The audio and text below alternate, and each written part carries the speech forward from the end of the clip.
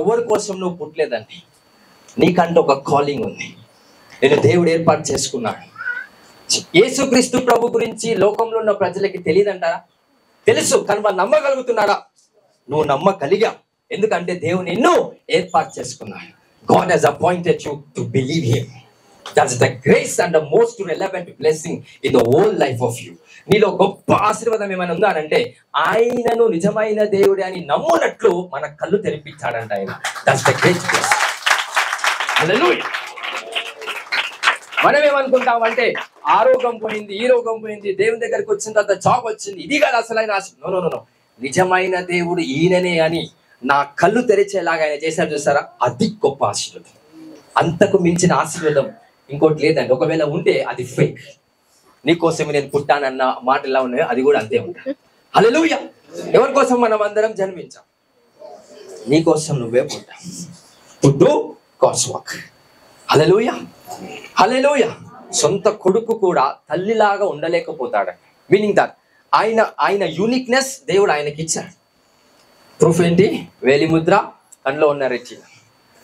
So same, సరే నేను తల్లిదండ్రులకి ఎంచి పుట్టాను కాబట్టి మరి వాళ్ళలాగా నేను నా తమ్ము ఉండాలని ఎక్కడైనా ఉందా ఆ విధంగా?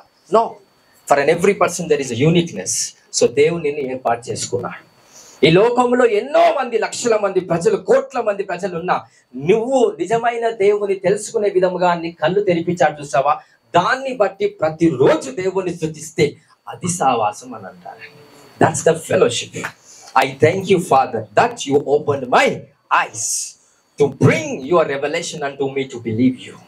నిన్ను నమ్మునట్లు నా కనులను తెరిచినందుకు నీకు వందనాలు అని ఆ వందనాలు చెప్తున్నప్పుడు కార్చిన కన్నీటి పొట్టే, that's the preparation of your rapture.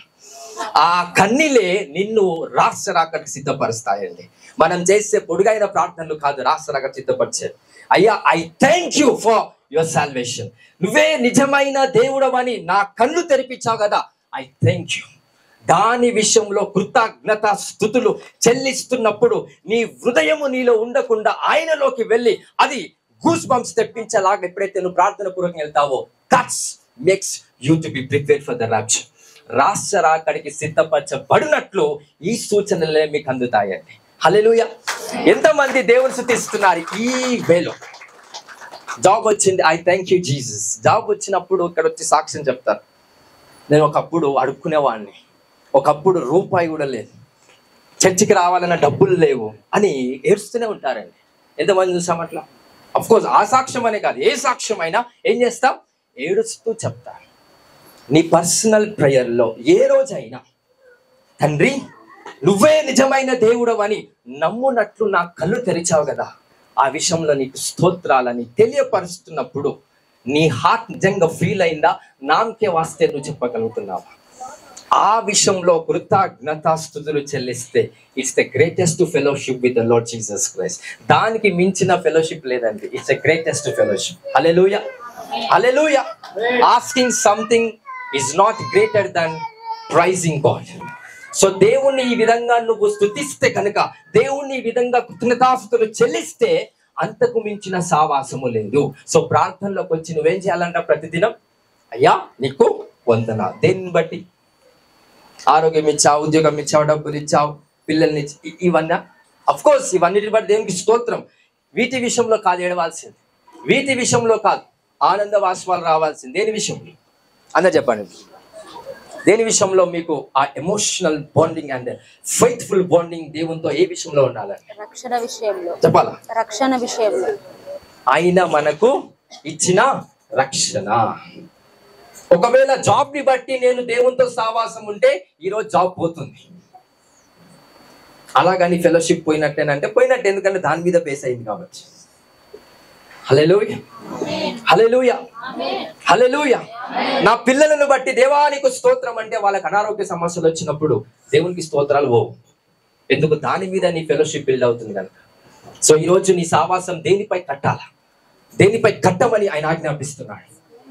అయ్యా నా కనులు నువ్వు నిజమైన దేవుడు అని తెలియపరచడానికి నా కనులు తెరిచినందుకు నీకు స్తోత్రం. ఒకసారి చెప్పండి, ఒకసారి అందరం చెప్పండి. యేసయ్యా యేసయ్యా నా కన్నులు నా కన్నులు నువ్వు నిజమైన దేవుడు అని నిజమైన దేవుడవని తెలిపినందుకు నీకు స్తోత్రం. ఓకే, సో ఈ మాట ప్రతి దినం ఏం చేయాలి? నువ్వు ఒక మాట చెప్తా, బాగా విన్నాను. యేసయ్యా నన్ను దర్శించు ప్రభా, నన్ను దర్శించయ్యా. కుండకాడ పోయి ప్రార్థన చేస్తున్నావు, రూమ్లో ప్రే చేస్తున్నావు, ప్రభా నాకు కనిపించు, ఏమైనా మాట్లాడు, దర్శించు. తండ్రి నువ్వు ఇచ్చిన రక్షణను బట్టి నీకు స్తోత్రం అనగా ఒక ఫైర్ నా మీదకి వస్తూ ఉంటుంది. తండ్రి నువ్వు ఇచ్చిన రక్షణ పాత్రను చేయబట్టుకొని నీకు స్తోత్రాలు తెలియపరుస్తున్నాను. కొన్ని కోట్ల మంది ప్రజలున్నా నిజమైన దేవుడు అని నాకు మాత్రమే నువ్వు తెలియపరచవలసావా, దానిని బట్టి స్తోత్రాలయ్యా. ఎప్పుడైతే చెప్తానో ఆయన నిబంధనంగా నా ముందు నిలబడతాడండి. ఎందుకంటే ఆయన దేనికి లోబడడంట, ఆయన చేసిన దానికి ఆయన లోబడతాడు. నువ్వు చేసిన దానికి లోబడ్డాడు. నువ్వు చేసేదేంటి? ప్రార్థన. నువ్వు చేసేదేంటి? వాక్య ధ్యానం. ఆయన చేసిందేంటి? త్యాగము. ఆ త్యాగాన్ని బట్టి ఎప్పుడైతే స్తోత్రం చెప్తావో అప్పుడు ఆయన నీ ముందు నిలబడతాడంటండి. So please be careful of what you are praying. So దేన్ని రిమెంబర్ చేసుకోవాలి నీ ప్రేయర్ లైఫ్ లో? I given already key to you. ఒక తాళం చెవులు ఇచ్చేసాను నేను. అయ్యా నువ్వు నాకు కనిపించు, కనబడడు. ఎందుకంటే నువ్వు ప్రార్థిస్తున్నావు. నువ్వు చేసిన దాన్ని బట్టి ఆయన నీకు కనబడడు. దేనిని బట్టి ఆయన కనబడతాడు నీకు? ఆయన నీ కోసము చేసిన దాన్ని బట్టి ఎప్పుడైతే ఆయనని జ్ఞాపకం చేసుకుంటావో you will see him in the name of God. ఆయనను చూడాలనుకున్న వాళ్ళు ఆయన ఏం చేశాడో తెలుసుకోండి ఫస్ట్. హల్లెలూయా. ఈ రోజు ఆ గ్రేస్ మీకు కలుగును గాక. In the mighty name of Jesus.